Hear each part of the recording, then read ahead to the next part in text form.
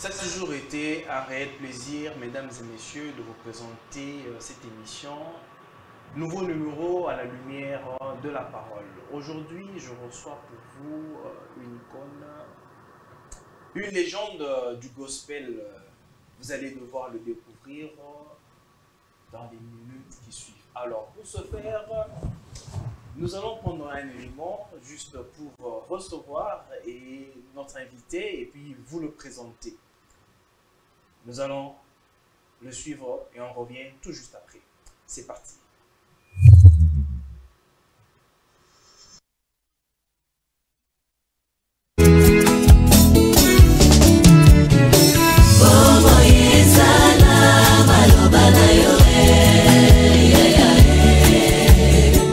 Nous racontons le parcours d'un artiste qui, à travers ses œuvres générationnelles, se réinvente à chacune de ses sorties.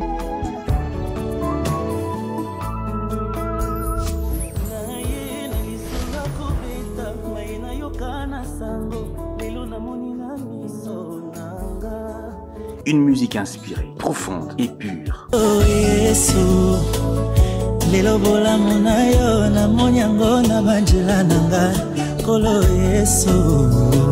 Groupe Soleil de la Grâce, étoile de louange qui le fera découvrir au public par sa chanson Gratitude.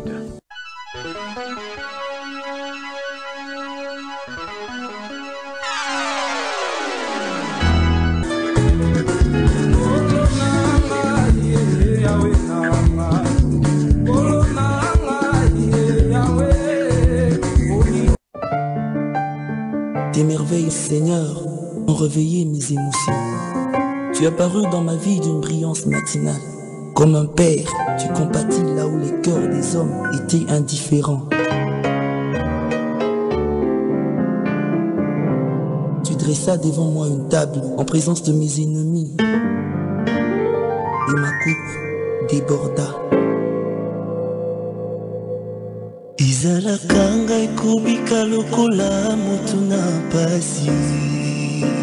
Qui est un artiste générationnel pour inspirer et guider les jeunes.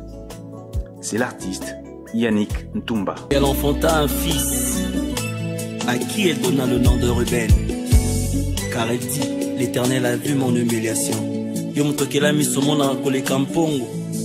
Est-ce que mi soleil somonate Denge kufe kote lingana ndako Eme minga baboti na tikali etike na nyakoso.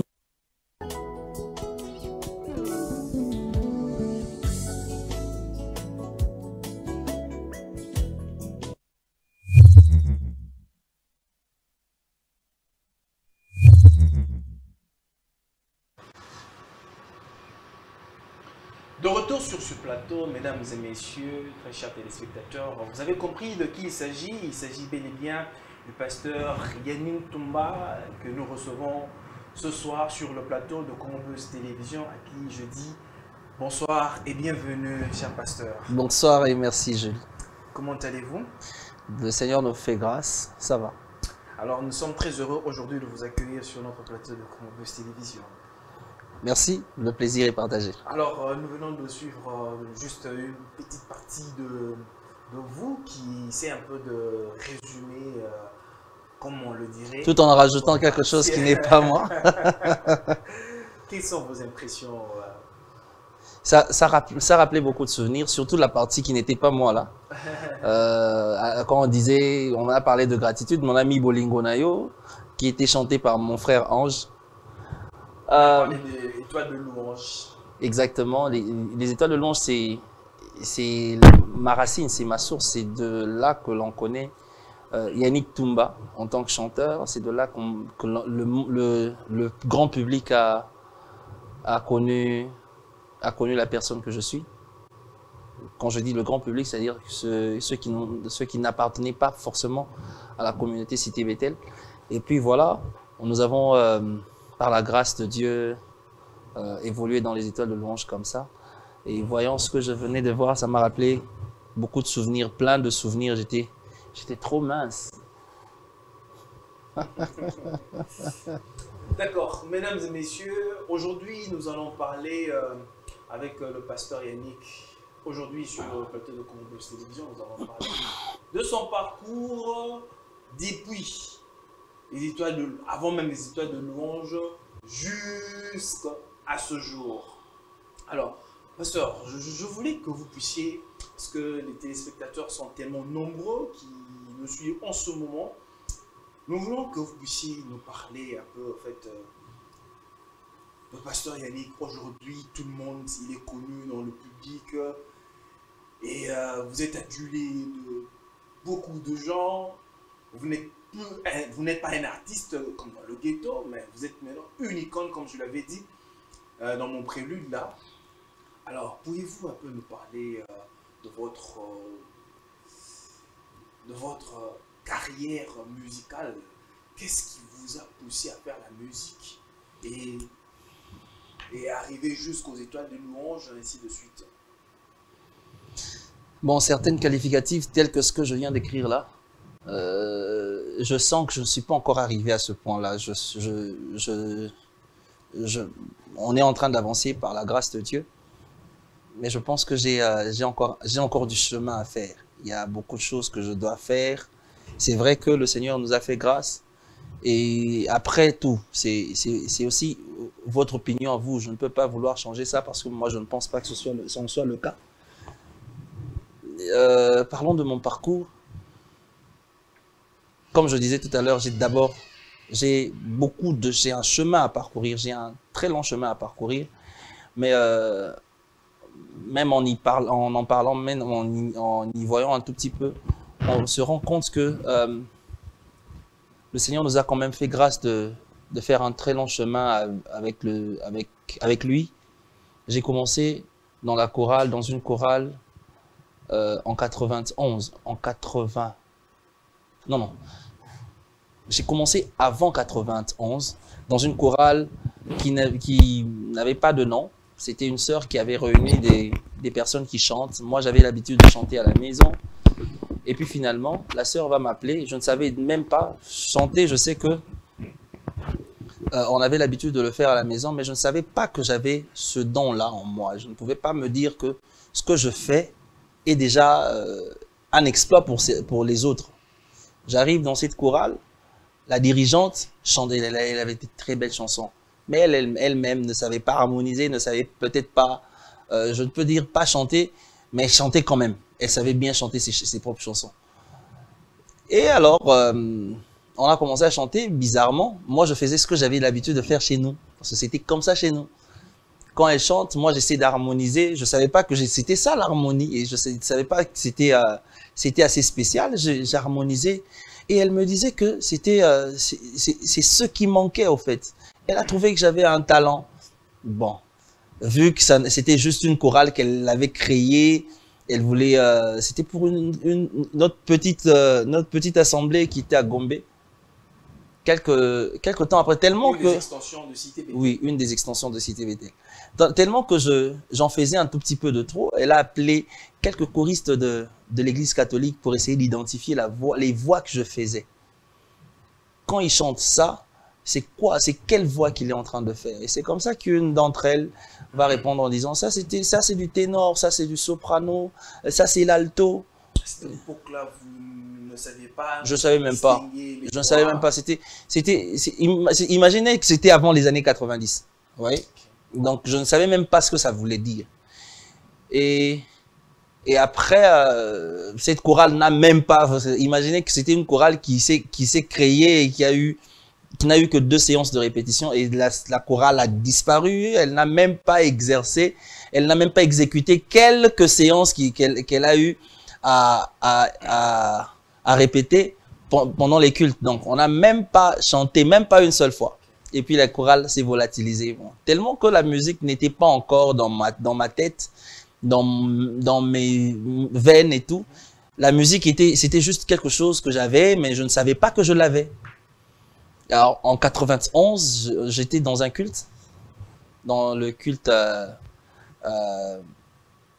du mercredi, qu'on appelait communément le culte de combat.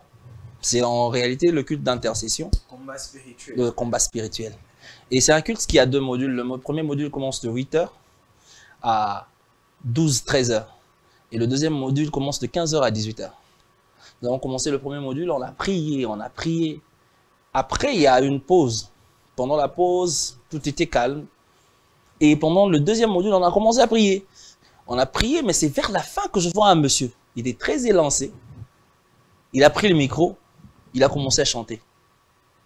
Digne, digne, les cieux disent que tu... C'était l'évangéliste Thomas Lecoff. Et j'ai dit, waouh! Quelqu'un peut chanter comme ça? Et je pose la question à ma mère. C'est qui ce monsieur-là? C'est qui? Elle me regarde avec un regard avec dédain. Mais c'est le frère Thomas. Je dois connaître ce monsieur. Je dois rencontrer ce monsieur. Il chantait tellement bien. Vous savez, hein, l'évangéliste Thomas Lecoff que vous connaissez avec « Je lève mes yeux vers les montagnes ». Ça, je ne sais pas dire si c'est un album commercial. Mais le talent de cette personne, il a plus que ça. Wow. Il a plus que ce que vous savez là. Il a plus que ce que vous voyez. Et je me rappelle, à une certaine période, je quittais Gombe à pied, plus pour écouter la parole, mais pour écouter un monsieur chanter. Je me rappelle une fois, j'étais arrivé en retard au culte. J'arrive à l'église, et puis, bon, c'était presque à la fin, la prédication commençait déjà à tendre vers sa fin. Et je pose la question à une maman qui est aux États-Unis. Je dis, maman Yvonne, frère Thomas est là. Elle me regarde et puis dit, toi, tu n'es pas venu pour la parole, tu es venu pour le frère Thomas. Je dis, non, je suis venu pour les deux, mais je veux juste savoir. Parce qu'à un moment, je commençais, chaque fois qu'il chantait, j'apprenais en fait. Chaque fois qu'il chantait, c'est comme si je découvrais quelque chose en moi. C'est là que j'ai eu envie de chanter. C'est par rapport à la profondeur qu'il y avait en vous. Non, en fait, cette profondeur a rencontré une profondeur. Je ne sais pas dire, je ne sais pas employer le même terme. Vous pouvez aussi avoir raison. Mais je pense que c'est lui qui a déclenché la flamme, qui a réveillé le lion musical qui dormait en moi. Alors, lorsque j'ai appris ça et puis j'ai commencé à aimer chanter, à vouloir chanter. Et puis voilà. Et comme ça, le Seigneur a fait qu'il devienne proche à ma famille. On était vraiment, on se voyait presque chaque jour, la semaine. Et puis finalement, j'ai connu ces chansons, les chansons même qui ne sont pas sorties, et certaines chansons qui sont chantées dans l'album Je lève mes yeux, je les connaissais depuis ces années-là. Et en 1994, parce qu'il a vu que j'aimais beaucoup chanter, l'apôtre Emmanuel Millet, Moulaya, paix à son âme, venait de créer une chorale. La chorale avait pour objectif de préparer les enfants à l'adhésion des étoiles de louange. C'était le groupe d'adoration junior. C'est comme ça que j'ai adhéré à la chorale avec comme dirigeante la sœur Fidé et une autre sœur, la sœur Julie. Comment s'appelait la chorale? Le groupe d'adoration junior. C'est comme ça que ça s'appelait? Oui, c'était le groupe d'adoration et de louange junior. Et j'ai adhéré à la chorale.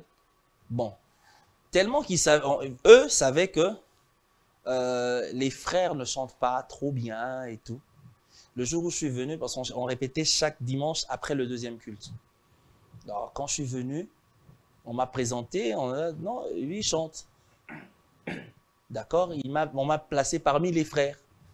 Parce que les frères, c'est vrai qu'ils chantaient, mais il n'y avait pas trop des frères qui avaient le don de la musique. Et puis, le dimanche qui suivait, j'ai demandé à mon frère, ceux qui le connaissent savent qu'il est guitariste dans la musique dite profane, Christian Schengen. Je lui ai dit à l'époque, il était encore batteur du pasteur Lifoko. Okay. À l'époque, frère Lifoko. Okay. Je lui ai demandé, parce qu'il jouait aussi à la guitare, je vais chanter cette chanson. Nous,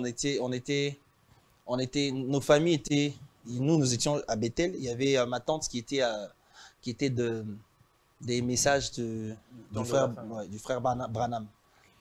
Alors, je lui ai demandé de m'accompagner. J'ai chanté une chanson de la sœur Henriette Fouamba.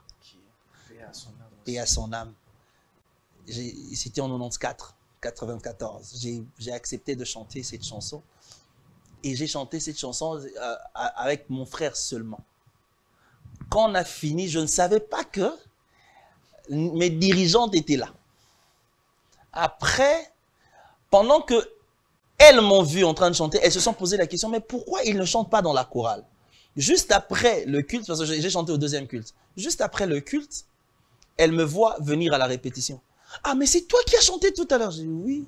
Ah, c'est le jour où j'ai obtenu... C'était à l'église centrale. Oui, c'est le jour où j'ai obtenu mon premier lead, mon premier solo vocal. Et après ça, nous avons commencé à évoluer. En 96, nous avons fait notre première sortie officielle où nous avons conduit le culte. Et c'est moi qui ai conduit le culte ce jour-là. C'est moi qui ai conduit le culte ce jour-là. On m'a même surnommé Tous Écrits parce que pendant les moments de louange, j'étais toujours là dans son palais, Tous Écrits. Et c'est comme ça qu'on m'a surnommé Tous Écrits. Mais après, en 98, voulant faire preuve que nous avons grandi, nous avons créé un groupe. Le groupe s'appelait Le Soleil de la Grâce. Et il était composé de 4 personnes. Nous avons évolué dans Le Soleil de la Grâce. Nous avons fait tellement d'épreuves qu'on commençait maintenant à nous aligner, nous 4 là, pour conduire les cultes. Qui sont les 4 personnes il y avait le frère Patrick Kayembe Chiko qui nous a laissé il y a à peine 3-4 mois. Il y avait le frère Darby Kabea. Il y avait le pasteur Moïse Mbiye et moi. Ok. À cette époque-là, le frère Prince n'était pas. Non, lui, il était à l'église Vallée de la Gloire. Ah, ok. Ouais, lui, il était à l'église Vallée de la Gloire. Ouais, lui n'était pas à la cité Bethel. Alors, nous avons commencé à animer les cultes et tout. C'est en 2000 que l'apôtre, parce que les étoiles de louange se faisaient succéder de génération en génération, nous sommes arrivés à la 4e génération. C'est en 2000 que l'apôtre s'est décidé de faire cette succession de générations et il nous a littéralement pris de là et nous a intégrés. Et lorsque nous avons composé les étoiles de louange, nous nous sommes retrouvés avec plusieurs parce que nous étions à la centrale. La centrale réunissait beaucoup de musiciens, parmi lesquels il y avait le pasteur Mike Kalambay, on avait plein d'autres. Et lorsque nous avons commencé les étoiles de louange, le pasteur Mike Kalambay, c'était dans notre génération, quoi. Le pasteur Mike Kalambay a été établi comme notre dirigeant. Okay. Parce que les étoiles de louange étaient un groupe qui avait un président. Le président, c'était l'apôtre Emmanuel Mbiye. Là, ce sont les 4 qui sont sortis, en fait, qui sont carrément déversés dans les étoiles de louange. Oui, les 4 n'ont pas été reconnus, n'ont pas été tirés pour le Soleil de la Grâce. Nous avons été tirés du groupe d'adoration junior parce que nous n'étions pas que 4. Les 4, nous sommes un peu rebellés du groupe d'adoration junior pour créer un groupe, mais on nous a pris des juniors. C'est-à-dire, on nous a pris du groupe d'adoration junior. Il y avait une certaine oui, différence. Non, pas seulement une certaine différence, leur faire preuve que nous avons déjà grandi, quoi. Ah, okay. On n'a pas, oui, il y avait un peu d'orgueil, mais un peu de, comment on appelle, c'était un peu la crise de la puberté, au fait. Okay. Et surtout qu'à cette époque-là, vous étiez encore oui, jeune. Oui, et puis on a essayé de faire l'essentiel. Nous avons marqué notre temps à cette époque. Et à partir de là, on nous a tirés pour adhérer les étoiles de louange en 2000. Et le pasteur Mike était le dirigeant. Le frère, un autre qui nous a quittés aussi, le frère Christian Boukassa, était son adjoint. Quelques mois après, l'apôtre a repêché une autre personne qui a traversé les générations. Il a commencé de la 2e génération jusqu'à la nôtre, c'est Papa Edi Lukoji. Okay. C'est là qu'il le tire pour qu'il travaille avec nous. Et quand il l'a aligné avec nous, c'était lui maintenant qui était devenu le dirigeant et le pasteur Mike était son adjoint. Et après, on a évolué. Le pasteur Mike a quitté les étoiles de louange en 2014. Oh, qu'est-ce que je dis? En 2004. Et nous avons continué le parcours jusqu'à ce que j'ai quitté les étoiles de louange en 2012. Alors, c'était assez long. Hein? Qu'est-ce que ça vous a fait quand le pasteur Mike quittera alors les étoiles de louange? Comment vous vous êtes senti? C'était comme un Cristiano Ronaldo qui qui arrête carrément, qui quitte l'équipe, sachant que c'est aussi... Vous savez, c'était une équipe bizarre, je vous dis. Les Étoiles de Louange étaient une équipe bizarre. Le pasteur Mike Kalambaï, lorsque nous étions dans les Soleils de la Grâce, lui, il était dans Narcisse de Saron. Okay. Et pendant que nous évoluions, étant membres de la même église, nous nous retrouvions et chantions toujours ensemble. Même pendant que lui était dans des Narcisses, c'était pour nous comme le même groupe, mais avec 2 branches. Et on se retrouvait, on chantait, jusqu'à ce que l'on ait formé finalement les Étoiles de Louange ensemble. Et c'était plus qu'une famille, au fait. C'était plus qu'une famille, c'était... je ne sais pas comment dire. Et le jour où il est venu annoncer, je lui ai vu verser les larmes. Nous avons même supplié pour qu'il attende. Il est... du tonnerre. Oui. Nous lui avons même supplié d'attendre qu'il ne pouvait pas prendre de décision sous prise de tête et tout. Mais finalement, il avait pris sa décision. Et puis après, on a dû arranger, on a dû réparer, de sorte que cette décision ne puisse pas influer sur notre vie de famille et tout. Il a commencé son chemin. D'ailleurs, c'est les Étoiles de Louange qui a accompagné son album, son premier album. Okay.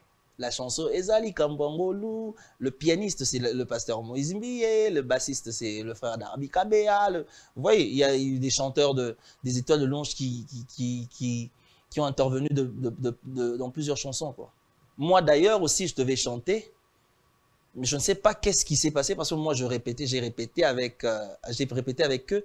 Nous sommes, imaginez-vous, nous sommes même allés nuitamment chercher une chanteuse qui devait chanter dans cet album. Bon, qui a finalement changé de camp pour aller chanter dans d'autres... Comment ça fait? je Si je peux deviner déjà. Essaie de deviner. Cindy Lecœur. Oh, oui, c'était elle. Nous sommes allés la chercher, on a parlé avec elle. Nous avons fait le pied, on a quitté Limété. À cette époque-là, elle chantait encore avec le frère Jean-René Balekita. Ah, Jean-René Balekita. Ouais, elle chantait avec le frère Jean-René Balekita. Okay. Alors, nous sommes allés la chercher pour l'album du pasteur Mike, l'album Likambangolu. Lui et moi et le frère Kaza, on a marché toute la nuit, on se promenait pour trouver des solutions et tout. C'était une famille pour nous, c'était pas qu'une affaire de groupe musical, c'était plus que ça. Okay. Et le jour où il a annoncé qu'il quittait, nous étions tous abattus un peu. Mais après, c'est la vie qui continue, on doit faire avec. Et puis on a évolué, il a évolué de son côté, nous aussi.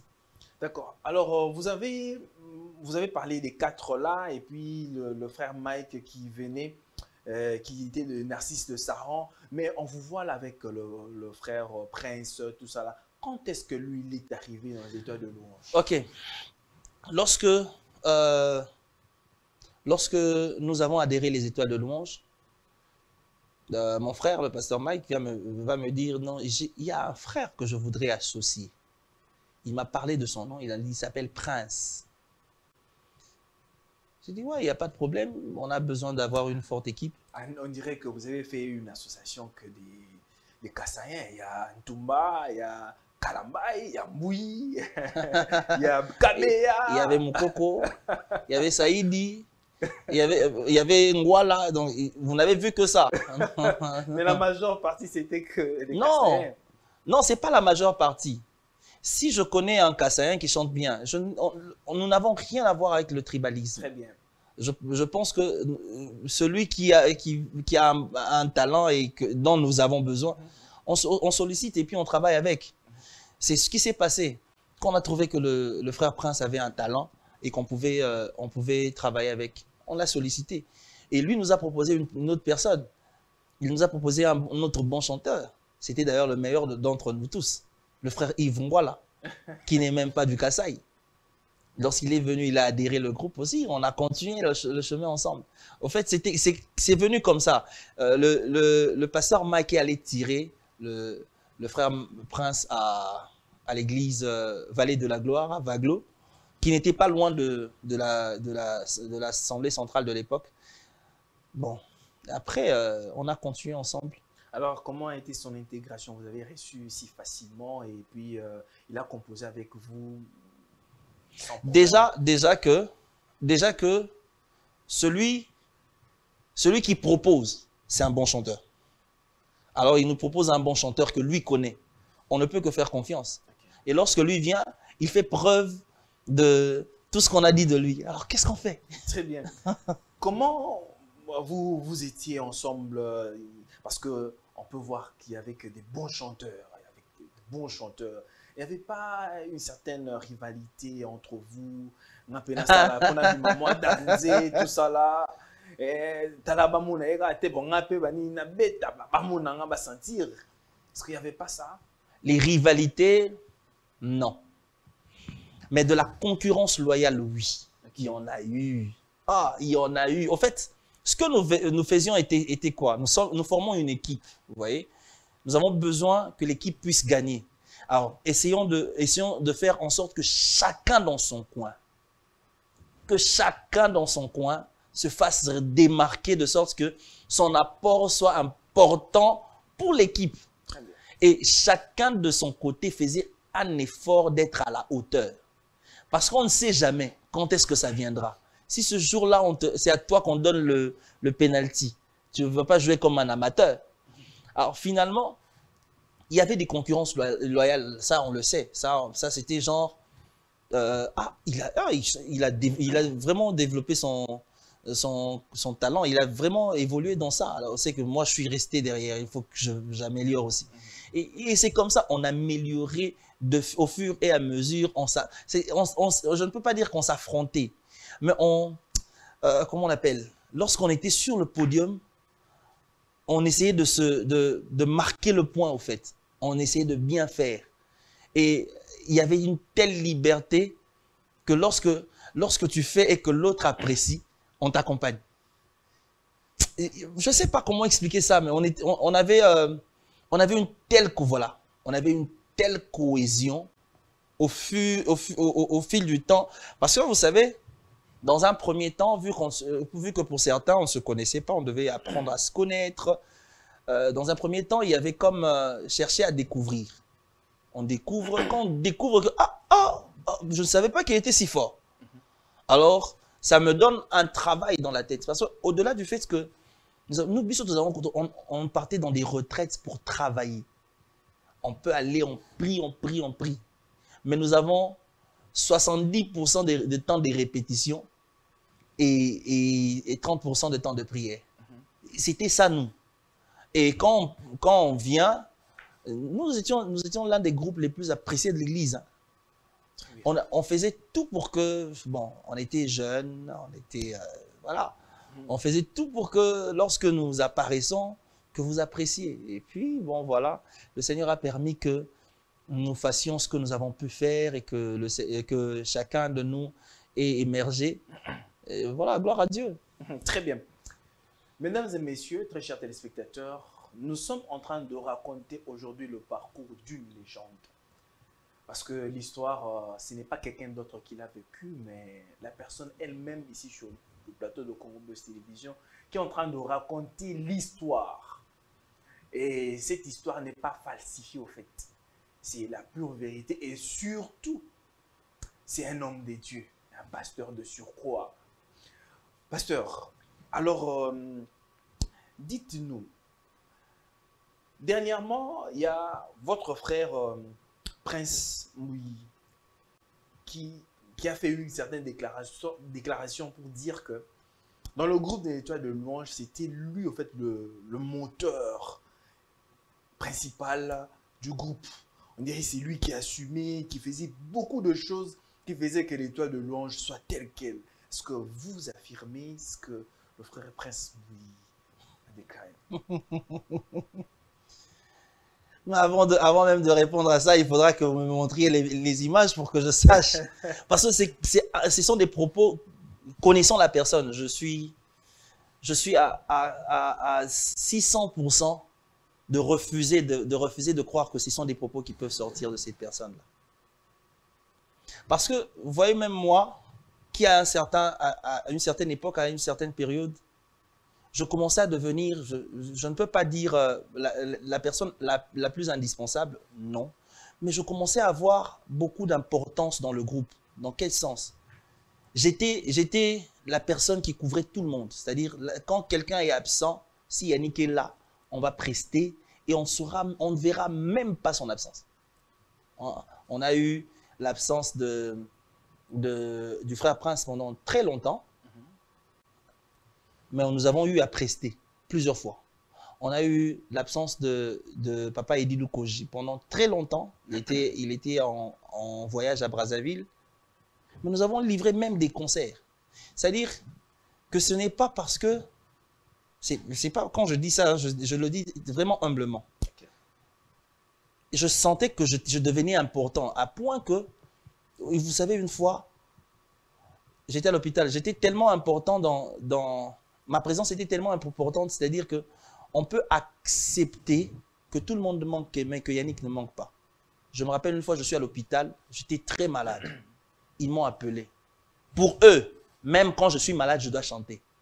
Il a fallu que ce soit ma mère qui leur dise qu'il est à l'hôpital. Là, il ne peut pas se lever. Vous pouvez imaginer ça. Je me rappelle encore une fois, je suis sorti de l'hôpital, nous partions chanter à l'église Parole du Salut. Je suis sorti de l'hôpital. Sortant de l'hôpital, je suis allé me changer parce qu'il fallait qu'on aille prester. Mais lorsque moi je me suis absenté, on a même suspendu, on a même annulé des prestations. Je me suis absenté pendant quelques temps, j'étais en déplacement. On a suspendu, on a arrêté des prestations. Ça n'a rien à voir avec l'orgueil. Mais je ne peux en aucun cas me tenir et me tenir devant les gens, dire que j'ai été le moteur des Étoiles de Louange. Ça, c'est faux. Ça, c'est faux. C'est totalement faux. Okay. Pourquoi je dis ça? C'est parce que nous savions comment les Étoiles de Louange fonctionnaient. Les Étoiles de Louange étaient conduites par un comité directeur composé du chef d'orchestre, du directeur artistique. S'il a son adjoint, il y a son adjoint qui travaille aussi. Il y avait un chargé de discipline. Il y avait, mais aucun d'entre toutes ces personnes ne pouvait se lever. Moi, je peux même dire qu'il y avait quand même quelqu'un qui était assez un cerveau moteur par rapport à ce qu'il faisait, par rapport au travail qu'il faisait. Parce qu'il avait assez de volonté par rapport à tous. C'est le frère d'Arbi Kabé, notre guitariste. Je peux dire ça. Et je pense qu'aucun des musiciens des Étoiles de Louange ne me contredira. Vous pouvez peut-être dire que c'est parce que c'est mon frère. Ça n'a rien à voir. Tout le monde a vu comment il s'est impliqué à point qu'un guitariste commençait à défendre l'album à la télé. Nous partions dans des émissions, mais avec lui.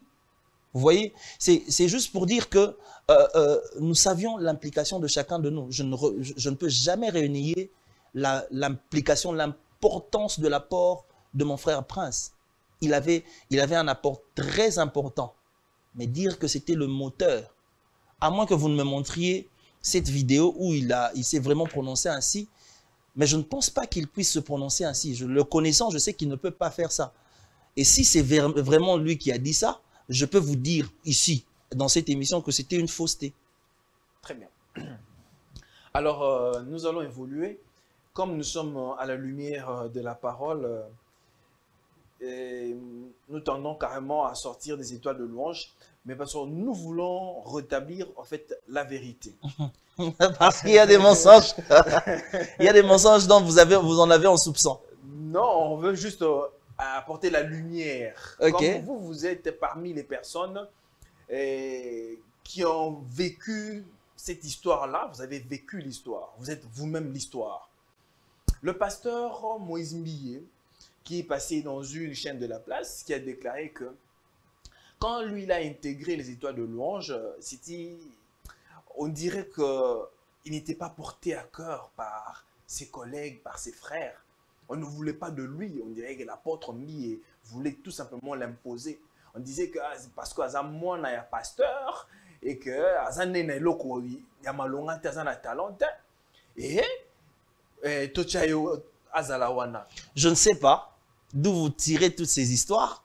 Je ne sais pas si c'est vraiment lui qui a dit ça. Non, c'était dans une chaîne de la place. Ok. Et il se sentait tellement lésé. On ne vous a pas raconté, mais c'est vous qui vous l'avez suivi et vous l'avez entendu dire ça. Je l'ai suivi à la télé.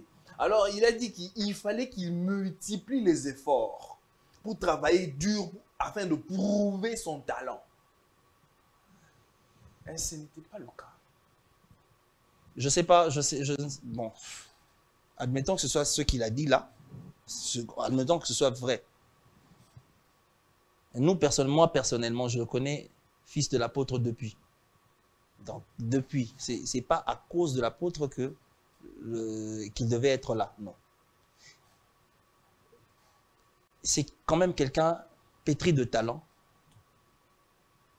Nous l'avons connu, nous avons travaillé avec lui, même dans les Étoiles de Louange, en tant que pianiste. C'était le pianiste du groupe.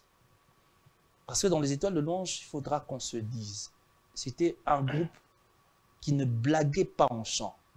C'est-à-dire, s'il y a des chanteurs, quand on se tenait, je peux commencer à citer des noms, il y a le pasteur Mike Kalamba, le pasteur Yannick Tumba, le frère Kazaï Wing, le frère Jibicher, Chichi, qui est en Afrique du Sud, j'ai même appris qu'il est ici à Kinshasa, le frère Prince Mbouy, le frère Yves Ngwala, le frère Eddie Lukoji. Attends, ces gens-là, sans parler des sœurs, hein, parce qu'il y avait des sœurs aussi, mais ces gens-là se tiennent devant le micro en train de chanter. C'est-à-dire, c'était pas pour faire de la blague. Donc, si tu veux te confirmer en tant que chanteur, il faut vraiment travailler. Vous voyez? Et notre frère était d'abord pianiste. Pianiste, mais ayant quelque chose de plus que nous, parce que déjà, ça il l'avait depuis dans le groupe d'Adoration Junior. C'est que lui, au-delà du fait qu'il c'était un bon pianiste, je dis bien un très bon pianiste. Je me rappelle une fois, je me rappelle même à une certaine période, nous l'avons surnommé Chasse à l'homme. C'était le surnom qu'on lui avait donné à cause de la rapidité qu'il avait dans le piano. Moi, je me rappelle que à une certaine période, je disais qu'on n'a pas de meilleur pianiste que lui. Parce qu'il c'était quelqu'un de très créatif. Vous voyez? Mais c'était un pianiste. Ce n'était pas encore un chanteur. Bon, c'était quelqu'un qui chante, mais il n'était pas confirmé comme étant chanteur. Ce n'est peut-être pas ça, en fait, parce que lui, il voulait beaucoup plus être du côté chant et que vous ne reconnaissiez pas encore. Non, je ne suis même pas encore, arrivé là. Je ne suis même pas encore arrivé là. Le simple fait qu'il chante déjà bien. Je ne dis pas qu'il était bon par rapport à ceux qui chantaient. Je dis qu'il chantait déjà bien et qu'il composait bien ses chansons. Il ne peut pas être refusé en tant que tel. Non, pas du tout. Surtout que c'était lui le directeur artistique. Il avait le droit de veto pour qui chante ici, qui chante là. C'était lui. C'était lui l'arrangeur de l'époque. C'est lui qui faisait les arrangements. On peut beau apporter des idées. Et puis c'était quelqu'un, le genre de personne qui, quand tu apportes une idée, il vient apporter une autre idée qui est meilleure que la tienne. C'était... attends, quelqu'un que vous connaissez déjà comme ça, qui ne va pas vouloir l'accepter? Vous voyez? Je sais peut-être que ça peut se dire dans le sens où il y avait déjà des chanteurs, mais venir m'imposer en tant que chanteur, peut-être que ça posera problème parce que à la base, il était pianiste, vous voyez? Mais venir s'imposer en tant que chanteur, alors qu'il y a, je vous ai cité la liste des chanteurs qu'il y avait. Il y en avait déjà assez. Il y en avait déjà beaucoup. Venir voulant se confirmer en tant que tel, c'était aussi assez compliqué. Je pense que si c'est dans ce sens-là qu'il dit, il peut avoir ce ressenti-là. Mais nous, à notre niveau, déjà que il était considéré, c'était notre directeur artistique, donc c'est pas quelqu'un qu'on devait ne pas accepter par rapport à... Déjà, on t'accepte en tant que directeur artistique. Pourquoi on ne va pas t'accepter en tant que chanteur? Donc, c'est pratiquement impossible que ça en soit le cas, à moins qu'il ne l'ait ressenti autrement. Vous voyez? Ce sont ses ressentis, et puis, vous voyez, ce sont les propos tenus par une personne, une tierce personne. Les propos tenus par la personne n'engagent que son employé, celui qui l'a employé, celui qui l'a tenu. Moi, je pense que si il a pensé ainsi, c'est peut-être parce qu'il voulait aussi se confirmer en tant que tel. Peut-être. Mais si c'est à notre niveau, nous, personne ne l'a rejeté, personne n'a pas voulu l'accepter en tant que tel. De quelle nature est-il? Il est de nature intro, trop intro. Quand même, quand il a quelque chose contre vous, il ne le dit pas, ou bien il garde des choses pour lui. Qui garde les choses, lui? Non. Alors pourquoi il ne partageait pas peut-être ces ressentis-là? Je n'ai pas besoin de faire un jugement sur ce qu'il ressent. Vous voyez? Je n'ai pas besoin de faire... c'est lui qui l'a employé, c'est lui qui l'a sorti, c'est lui qui sait de quoi il s'agit. Moi, je vous ai dit ce qui se passait parmi nous, autour de nous. Nous qui étions chanteurs de cette époque-là, personne ne l'a refusé. Personne n'a refusé de l'accepter. Okay. C'est quelqu'un qui déjà bossait durement, on voyait qu'il savait bosser. Donc, on ne pouvait pas refuser quelqu'un qui bosse. Alors, et il y a le pasteur Mike qui sort des étoiles de louange, ça crée carrément une certaine fissure, et puis ouais, ça fissure, laisse un vide en vous, et qui s'ensuit après, après le pasteur Mike qui partira encore. Après lui, ce sera le tour de la sœur Souza Mwela, l'épouse du pasteur Michel Lukusa. Ok. Après elle, ça sera le tour de la sœur Iguet Kodonga. Elle a fait même un duo avec le pasteur Mike dans la chanson Liziba. Liziba, elle était aussi des étoiles de louange. D'ailleurs, c'est elle qui a chanté dans Yahweh Yoka, c'est elle qui avait chanté ça. Après son départ, il y a eu le départ du frère Kazaï Wink, qui à l'époque aussi chantait avec le pasteur Mike. Et il y a eu le départ de la sœur Joël Bondo, qui vit à Lubumbashi elle est mariée à un bien-aimé, un très bon chanteur, le frère Hervé Lissassi. Après elle, c'était le pasteur Moïse qui a quitté. Et après lui, je pense que nous avons évolué jusqu'en 2012. Moi, j'ai pris la résolution de faire mon album. Lui, en tant que directeur artistique, quand il se décidera aussi de partir, c'était encore un autre coup de foudre. Comment vous vous êtes senti, en fait? Non, mais à cette période-là, nous étions tellement habitués, non seulement que nous étions tellement habitués au départ, mais il y a eu des départs qui, tellement que c'était devenu imprévisible, nous étions prêts. C'est-à-dire nous préparions au départ de certains. Donc, quand il va partir, nous savons qu'il va partir, il est sur le point de partir. Quand il partira, nous emploierons les choses sur ces termes. Nous commencerons à fonctionner comme ça. Vous voyez, c'était comme ça, au fait. Alors, qu'est-ce qui avait motivé le départ du pasteur Moïse Billet? Pourquoi vous n'avez pas parlé de ce qui a motivé les départs de Akazaï Wing, de Iguet Kodonga et tout? Le départ, si on veut regarder les ténors, parce que lui, il était directeur artistique du groupe. C'était des chanteuses des chanteurs pas les moindres non plus. Bon, chacun est parti à sa manière. Le frère Kaza a préféré travailler dans Shekina Music. Il a accepté. C'était pareil avec la sœur Iguet Kodonga et la sœur Souza. La sœur Souza est venue juste, je pense aussi qu'elle a subi à une certaine période, je sais, qu'elle a dû subir, elle a été victime de beaucoup d'histoires autour de son nom. Alors finalement, elle en a eu marre, elle est venue en pleine répétition pendant que nous étions en train de répéter, alors que nous attendions qu'elle vienne pour qu'on répète. Elle arrive, et puis elle dit, non, je suis venue juste signaler que je ne ferai plus partie du groupe. Okay.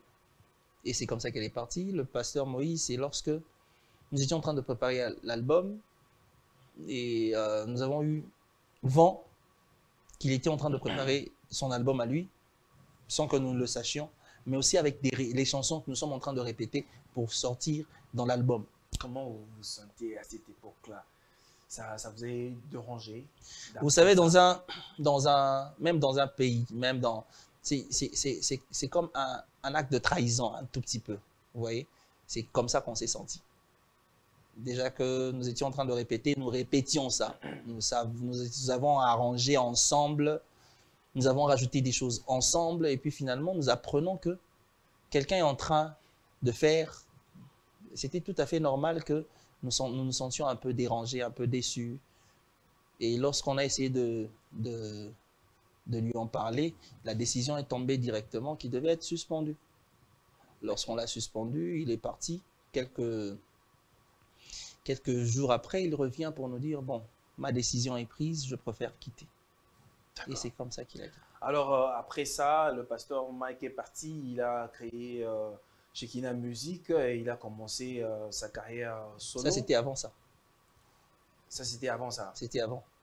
Alors, le pasteur Moïse aussi est parti. Alors, quand bien même chacun était dans son coin, comment vous gardiez cette chaleur-là entre vous? Est-ce que le courant passait encore entre vous? Vous parlez dans le groupe, vous voyez le groupe, c'est vrai que dans le groupe, ils ne font plus partie, mais fraternellement parlant, on pouvait continuer à les considérer comme des frères. Vous voyez, c'est comme ça qu'on était, c'est comme ça que c'était.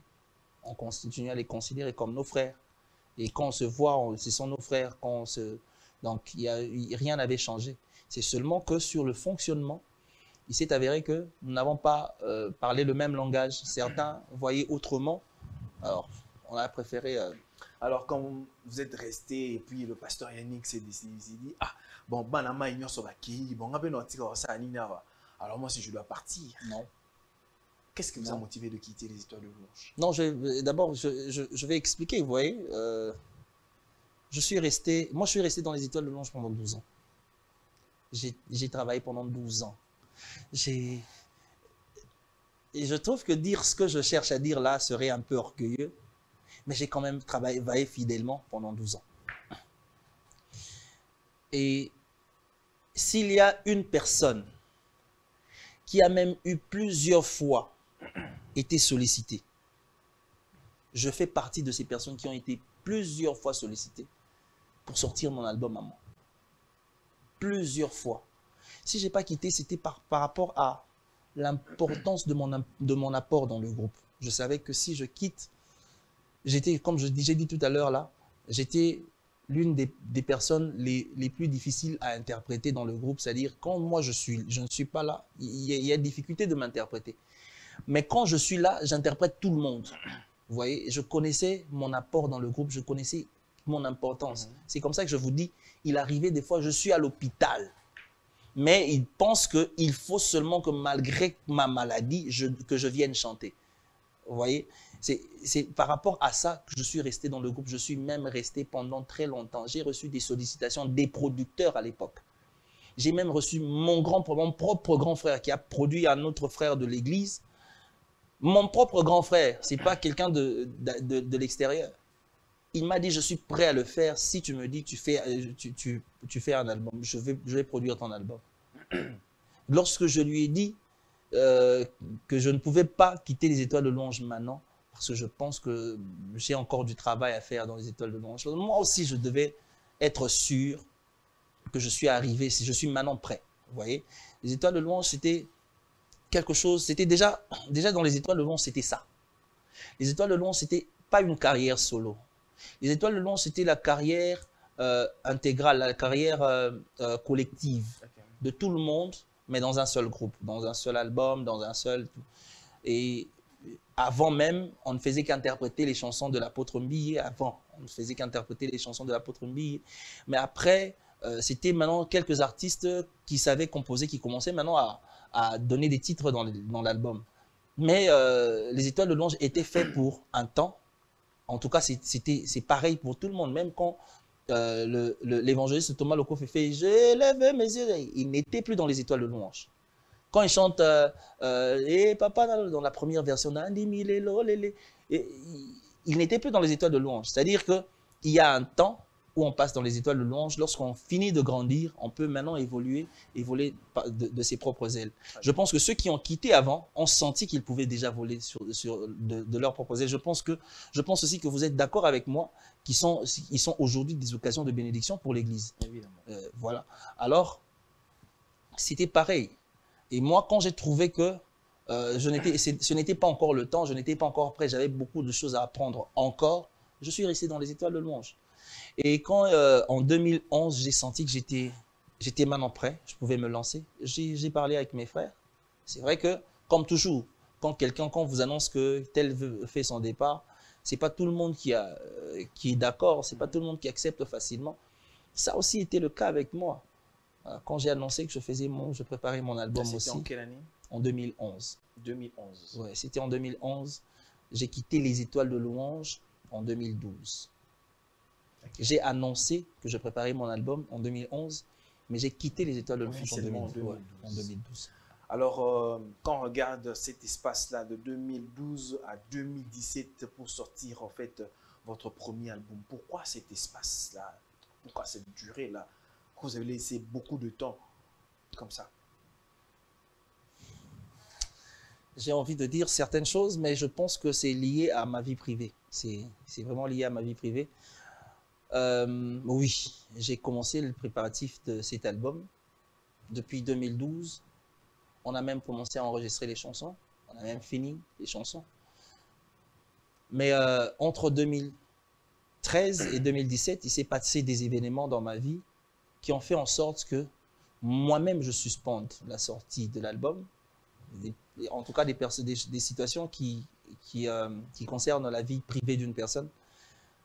Alors, j'ai dû suspendre la sortie de l'album, le temps pour moi de régler ce problème-là, jusqu'à ce que ces problèmes... De vous recueillir en prière. Oui, lorsque ces problèmes ont été résolus, parce que je devais vraiment... J'ai été aussi conseillé par mes pasteurs, mes mentors, mes pères, ils m'ont dit « retire-toi ». Retire-toi, notamment mon pasteur, le pasteur Benjamin Diondo, le pasteur Florent Moussiteki, l'apôtre Roland Dallot. Ils m'ont dit, je me suis d'abord retiré. Après ce retrait, lorsque j'ai trouvé que c'était déjà bon, c'est comme ça qu'en 2017, j'ai sorti l'album Impact. D'accord.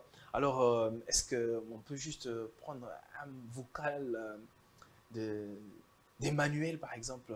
Hey. Savourer cette très belle chanson-là. Hey. Je pensais que les autres loba lobara.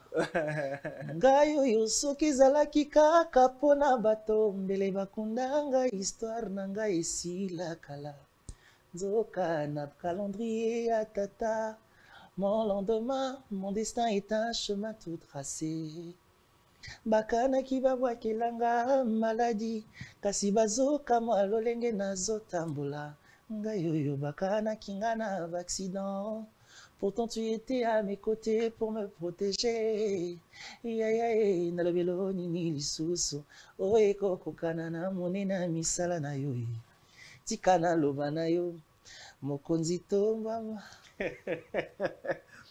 Pasteur, obi na loba mwata na lingala.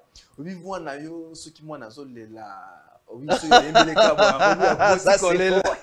Ça c'est faux. Mais je vous dis, ça c'est faux. Je vous dis, en tout cas, sincèrement, les locaux ils ont bercé. J'essaie de faire ça à mes enfants. Donc tu avais raison. J'essaie de faire ça là-bas. Dernièrement, je suivais la télé avec mon frère, je le salue d'ailleurs, Jérémy Biaï. On suivait la télé, je crois que c'était dans une de vos interventions, je crois dans une compétition de Vodacom Best of the Best, ou même Best of the Best, quelque chose du genre. Okay.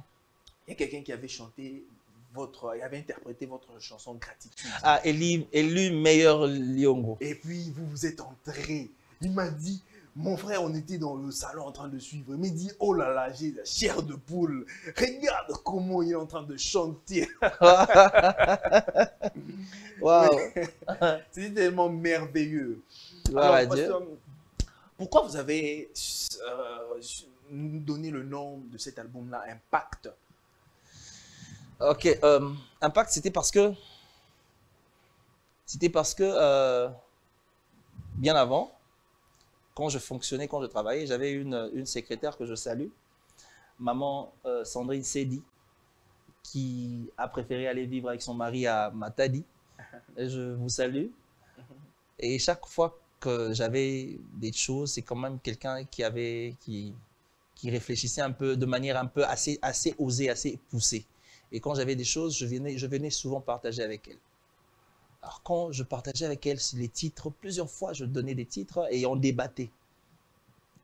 Et souvent elle était un peu, parce qu'elle est trop critique, mais souvent elle était un peu négative lorsque je lui donnais. Et le jour où j'ai dit, je nommerai cet album Impact, j'ai senti qu'il y avait un calme quand même.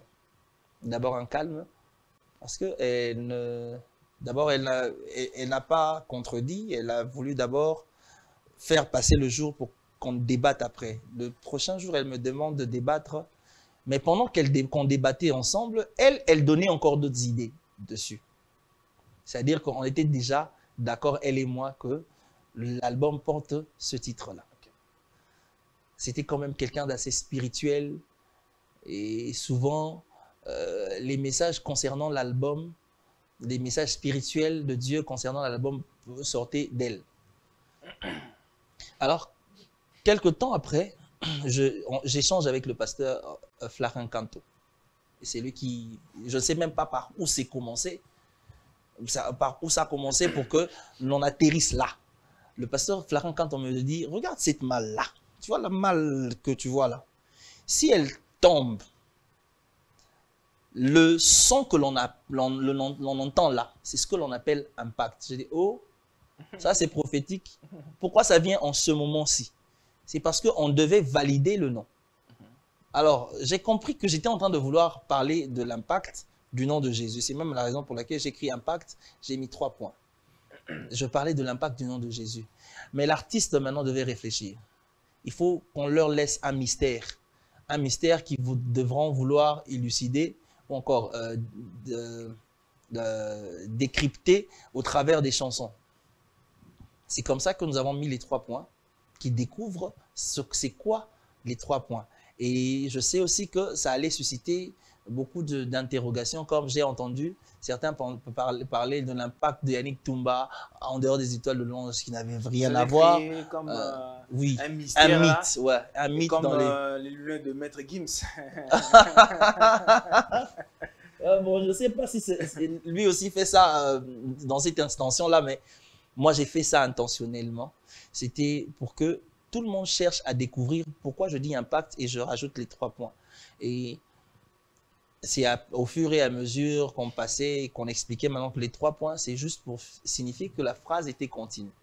On a juste écrit impact pour que ça puisse contenir le CD, la partie du CD, au lieu de lire impact du nom de Jésus, le titre de l'album de quelqu'un, ça n'aurait pas été intéressant.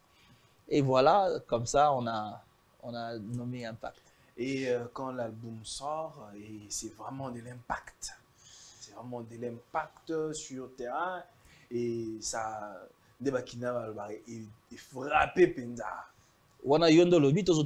Non, je confirme tout simplement. Ah, en fait. Gloire à Dieu, si c'est une comme confirmation. Le pasteur avait eu l'inspiration là de la malle et tant l'album Pekoué Penda.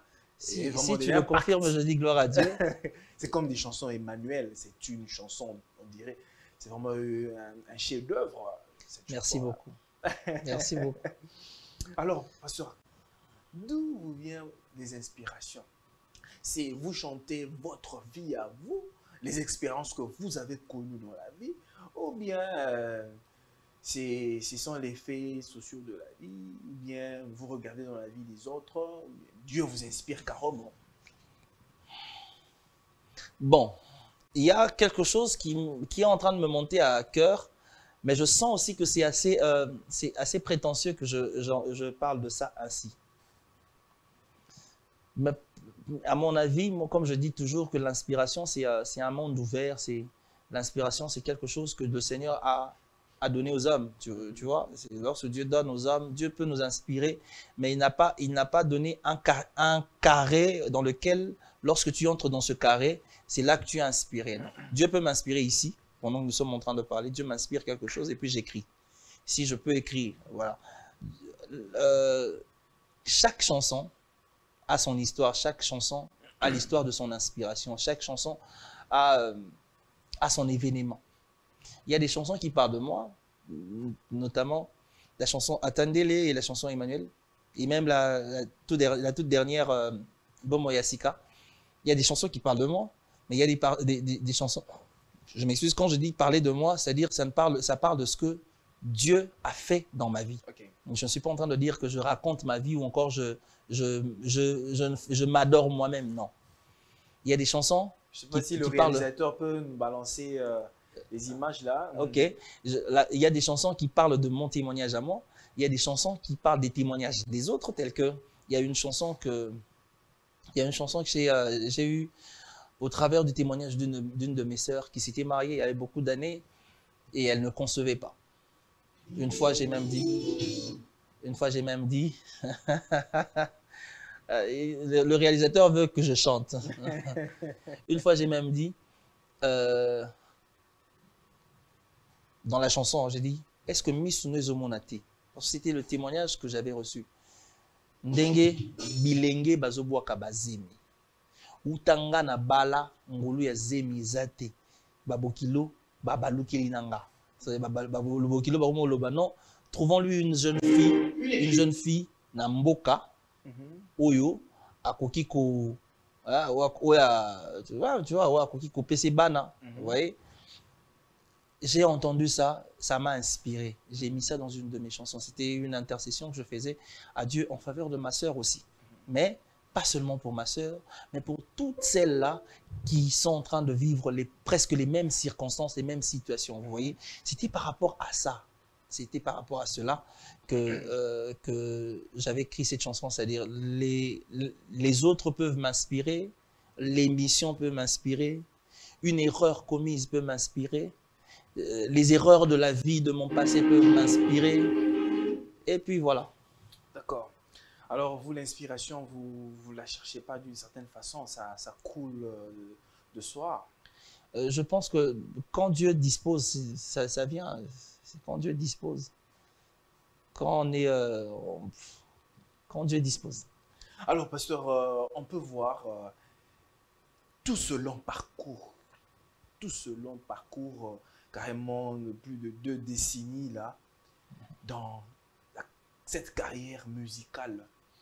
Vous restez toujours humble et puis simple. Qu'est-ce qui fait que aujourd'hui les jeunes qui vous succèdent n'ont pas cette simplicité là? À tel album à bête, à tel album mon côté. Ça juste dans les 2 chansons ou bien chansons mon coca. À quoi il y a ma gros dos, tout ça d'une certaine façon. Qu'est-ce qui se passe? Et peut-être vos enfants que vous avez encadrés ici dans Madjabou, je ne sais pas, quand on observe, il y a des plaintes qui sortent de partout, surtout de votre jeune frère, je dirais de votre enfant dans la musique, le frère Grace Lokwa. Bon, il est devenu trop poutin. Qu'est-ce qui se passe? J'aurais encore préféré que tu te préserves de citer son nom. Bon, puisque tu as cité son nom, je pense premièrement que ça relève quand même, ça revêt en nous encore un autre sens de responsabilité. Je ne peux pas dire que nous sommes différents, parce que même dans notre génération, il y en a de ceux-là qui se comportent ainsi. Par rapport à ceux auprès de qui nous avons quand même une certaine responsabilité et que nous savons que nous pouvons approcher, nous faisons de notre mieux pour les approcher et les aider dans ce sens-là, tel que le frère Grace, comme vous le dites, depuis un certain temps, moi, personnellement, mais ainsi que le président de la AMCC, le frère Patrice Ngoï Moussoko, avons pris vraiment cette histoire à cœur et nous avons pris ce frère en encadrement. Okay. Et je peux même vous assurer que je peux vous promettre que dans les jours qui viennent, ce que vous avez peut-être eu à entendre hier, vous ne les entendrez plus. Parce que c'est peut-être une erreur qu'il a commise sans se rendre compte qu'il était en train de commettre l'erreur. Vous voyez, les jeunes, nous sommes passés par là, nous savons comment c'est. Lorsque tu te lances dans une voie qui t'emmène dans le trou, tu ne te rendras pas compte. Mais c'est quand tu te retrouves déjà dans le trou que tu te rends compte que j'ai fait un parcours pour en arriver là. Vous voyez? Et c'est comme ça qu'il faudra des gens qui sont passés par là pour leur dire, écoute, moi je suis passé par là, je sais ce que c'est. Le frère Patrice me dit toujours, il m'a dit une fois en ce terme, tu as vu ton grand frère qui est passé avant toi piétiner une épine. Tu vas lui dire quoi? enlève ton pied pour que moi aussi je piétine. Tu vois, si tu as vu les erreurs de tes aînés, que cela te serve de leçon pour les éviter. Je pense que ça réveille en nous ce sens de responsabilité aussi envers ces personnes. Non seulement parce que nous sommes musiciens, mais aussi parce que nous sommes serviteurs de Dieu. Très bien. Quand je dis musicien, je n'ai pas parlé de chanteur, j'ai dit musicien parce que nous exerçons la musique. Mais quand je dis serviteur de Dieu, c'est parce que, étant musicien, chantre de l'Éternel, nous servons Dieu. Étant pasteur, nous servons Dieu, nous avons un devoir. Alors, il faudra aussi que chacun de nous comprenne cela comme ça. Et vous savez, moi je dis toujours que ce sont des personnes qui d'une manière ou d'une autre seront des bénédictions pour nos vies. Alors quand on voit qu'il y a des plaintes et que nous ne savons pas les atteindre, les approcher, il y a quelque chose que l'Église, surtout l'Église de mon pays, mais l'Église dans sa généralité, a perdu. C'est la culture de prier pour les autres.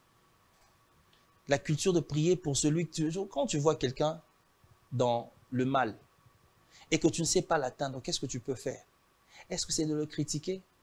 Est-ce que il faudra, c'est ce qui se passe aujourd'hui, on va créer un sujet sur lui dans les réseaux sociaux et puis on en débat. Quand tu cites seulement son nom, on écrit en dessous populaire en ce moment. C'est-à-dire qu'on a fait un sujet sur lui, on ne fait que débattre, mais il est rare de trouver des gens qui se disent tenons-nous à la brèche pour prier, car l'un de nous est en danger.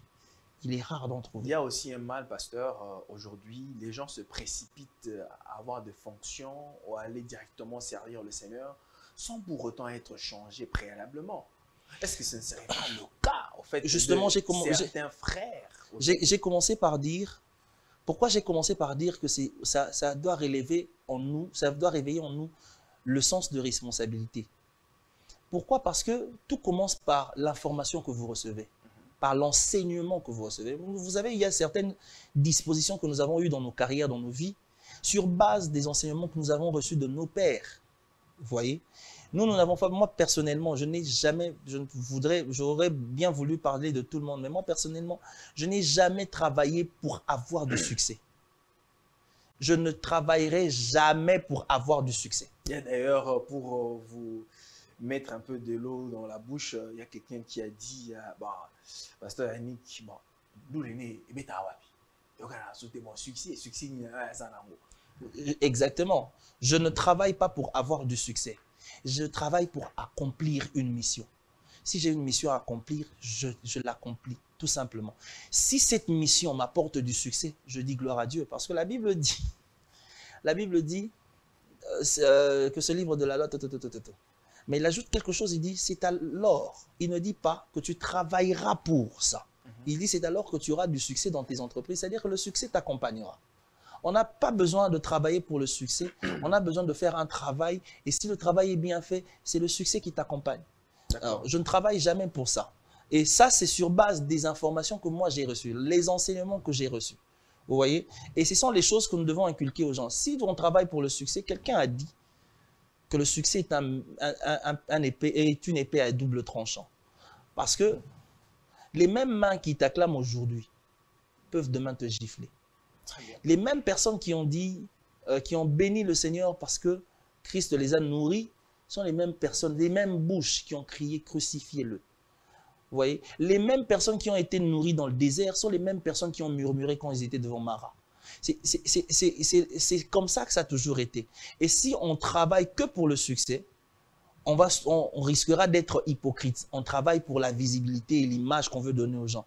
Mais si on travaille pour que le travail que nous produisons aille de l'avant, soit la mission que nous avons à faire s'accomplisse, je pense qu'on aura plus de résultats qui seront accompagnés du succès que cherchant du succès sans travail. Très bien. Alors, nous allons chuter par là, pasteur. Pasteur, est-ce que, comme les pasteurs ont toujours, vous les hommes de Dieu, vous avez tendance à dire que la musique mondaine est très mauvaise, il ne faut pas écouter ça. Pourriez-vous nous dire aujourd'hui, vous êtes à la lumière de la parole, est-ce mauvais d'écouter, par exemple, Ferré, d'écouter, par exemple, Fali, d'écouter Kofi, leur musique là? Parce que j'avais reçu Maman Liga ici, elle a dit que ce n'était pas en fait mauvais d'écouter la musique dite, par vous les pasteurs, les hommes de Dieu, que c'est mauvais. Quelle est votre réaction par rapport à ça? Est-ce mauvais? Tu sais quoi? Je vais te dire quelque chose. Tu vois, si je dis aujourd'hui que c'est mauvais d'écouter les musiques de telle personne, c'est-à-dire, je fais de cette personne-là mon ennemi parce qu'il risque même de me considérer comme quelqu'un qui... Citer, il y a Maman Laure, sur un plateau de télé et qui avait régné, on lui a posé la question, connaissez-vous tel artiste de l'autre camp? Non, je ne le connais pas. Bah, si elle ne connaît pas, elle ne le connaît pas. Si elle ne connaît pas, elle ne connaît pas. On ne peut pas vouloir faire connaître quelqu'un qui ne connaît pas. Kinshasa ici, tel que nous sommes là, nous passons par-ci, par-là, les Je bars vais vous raconter une histoire. Là, je vous parle de moi. Je vous parle de ce qui se passe dans ma maison. On parlait de quelqu'un que moi, je pensais être connu, être célèbre. Et c'est ma femme qui me pose la question. C'est qui d'abord? Toi, tu ne connais pas cette personne-là, pour ne pas citer de nom. Non, je ne connais pas. Tu es à Kinshasa aussi. Elle est à Kinshasa aussi. Elle est tout le temps dans les réseaux sociaux, mais elle ne connaît pas. On ne peut pas condamner maman Laure si elle ne connaît pas quelqu'un. Non. Et parlons d'écouter la musique. Je vais aller sur les bases chrétiennes. D'accord? La Bible dit, tout est permis, mais tout n'est pas utile. Vous voyez? C'est-à-dire que ce n'est même pas interdit d'écouter leur musique. Mais c'est pour quelle utilité? La Bible dit ceci, ce qui n'est pas fruit de ma conviction est un péché. Si je ne suis pas convaincu et que j'écoute ça, je pêche. Parce que le Saint-Esprit en moi ne me convainc pas. Mais cependant, cette même Bible dit, la nature elle-même ne vous enseigne-t-elle pas? Très bien. Vous savez que, je vais vous donner un de mes témoignages. Vous savez, une fois, j'étais en train de prier. C'était parmi les premières expériences que je faisais avec le Saint-Esprit. J'étais en train de prier et Dieu m'a donné un nom, mais un prénom, au fait. Dieu m'a donné un prénom et il fallait que je prie pour cette personne. Je ne connaissais pas encore la personne, mais il fallait que je retrouve cette personne. Vous savez d'où m'est venu le nom de cette personne? Une chanson païenne, une chanson mondaine, une chanson d'un musicien mondain et qui chantait, une musique dite profane, chantait à côté, où j'ai entendu le prénom et j'ai entendu le nom. Okay. Mais j'ai entendu ça où? C'était pas en passant, c'était pendant que je priais. Qu'est-ce que je veux dire par là? Je ne demande pas aux chrétiens de s'adonner à ça. Mais qu'est-ce que le Saint-Esprit qui en eux leur dit? S'il faudrait écouter ça, c'est pour quelle utilité? Parce que la Bible dit, tout m'est permis, mais tout n'est pas utile. Est-ce que cette utilité est conforme à la parole de Dieu? Très bien. Alors, mesdames et messieurs, très chers téléspectateurs, la télé, c'est le temps. Quand même, il y a beaucoup de choses à dire. On ne sait pas s'éterniser ici et rester. Par la grâce de Dieu, peut-être on aura un autre numéro avec le pasteur Yannick pour aborder les sujets qu'on n'a pas pu aborder. Alors, pasteur, quel est votre dernier mot de la fin? Dernier mot, non. Mot de la fin, non. Mot de la fin. Et je ne meurs pas, je suis vivant. Okay. Mais je tiens quand même à vous remercier pour l'invitation. Merci de me supporter, merci. Merci à tous ceux qui sont derrière la caméra, tous ceux qui sont, tous les techniciens. Merci aux responsables de cette chaîne. Mon jeune frère que j'aime beaucoup, il sait que je l'aime beaucoup, tu sais que je t'aime beaucoup. Et je bénis Dieu pour ce que Dieu est en train de faire dans ta vie. Je dirais... Il faut beaucoup prier pour lui. Hein. Quand je le fais, je ne le dis pas à la télé. Alors, c'est pas parce que vous le dites que je vais le faire à la télé. Et quand lui et moi, on échange, on échange en secret. Alors, ce dont on parle reste en secret, ça ne se fait pas. Alors, que Dieu continue à te bénir et que Dieu t'emmène encore plus loin, au-delà de ce que tu attends. J'aimerais aussi dire merci à ceux qui nous ont suivis. Je sais que peut-être je suis un être humain. Peut-être que ce que j'ai eu à dire sur sur certains points, sur certains sujets, ont dû achoper certaines personnes. Je vous présente je vous présente mes excuses plutôt. Je pense et vous savez que je ne l'ai pas fait dans ce souci-là. Et l'idée dans cette émission était juste de bénir quelqu'un au travers de cette émission et de répondre aux questions à la dimension de mes connaissances. Donc, voilà.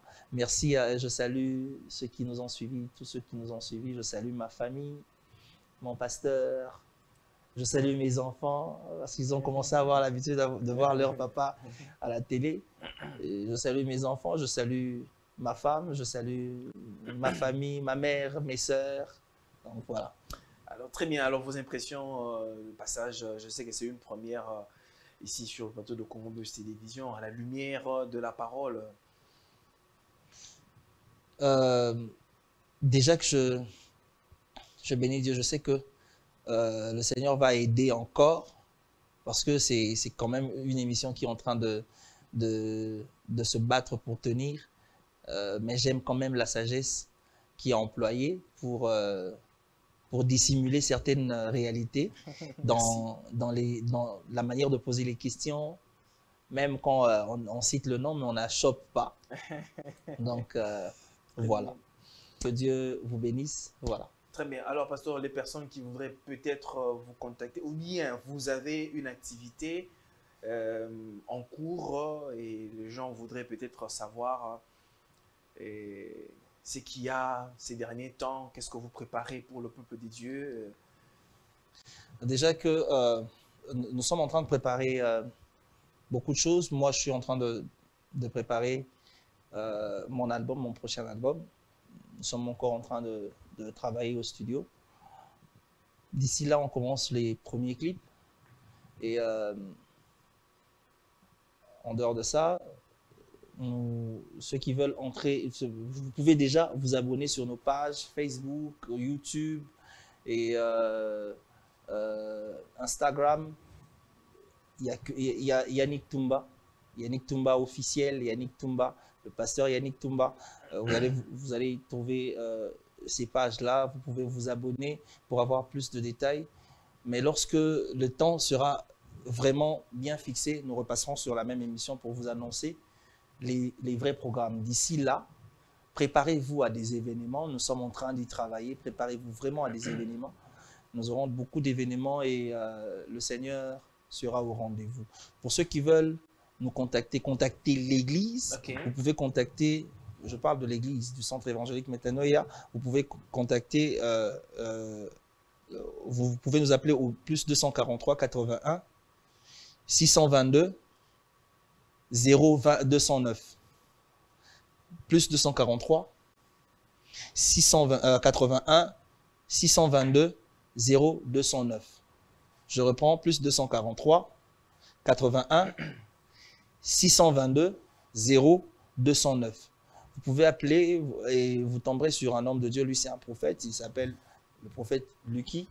Et il répondra à toutes vos questions. Que Dieu vous bénisse. Alors, merci, pasteur, d'être venu nous éclairer sur le plateau de Congo Buzz Télévision. C'est moi qui vous remercie. Mesdames et messieurs, merci d'avoir été très nombreux à devoir nous suivre ce soir. Je recevais pour vous le pasteur Yannick Toumba. Il est artiste musicien, aussi pasteur, responsable de l'église Metanoia. Alors, pour tous ceux qui veulent contacter l'église, le numéro vient d'être donné. Alors, je dis un grand merci à mon équipe technique. Là, je vois Nemi Liwata et à mon préféré, la personne que j'ai toujours appelé mon préféré, Bems Bajoko. Alors, je vous dis au revoir avec le même plaisir et shalom, que Dieu vous bénisse.